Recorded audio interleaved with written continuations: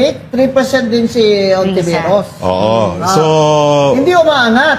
oo, hindi Pero sabi umaangat. ni sa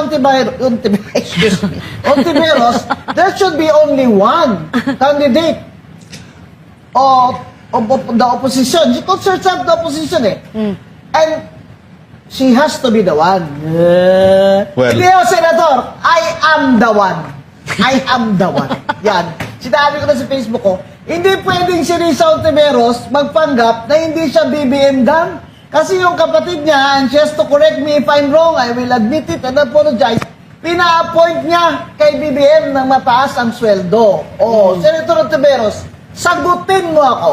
Hindi ba totoo? Pina-appoint mo na kapatid mo na kay BBM ang mataas na government position? Paano ka ngayon magsabi na ikaw oposisyon? Exactly. Sino ba talaga ang oposisyon? Hindi ba yung dapat ang nag-uusig at lumalaban sa BBM administration? Ikaw wala Tingnan mo, Bulacan. Ito, duda ko sa'yo Duda talaga ako sa'yo.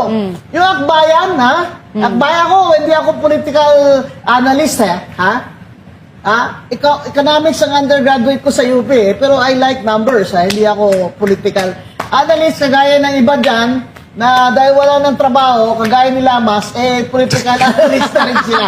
Hoy, baka walang trabaho. Huwag kayo mag-analyst, ha? Kaya kayo. Pwede kayo umalis.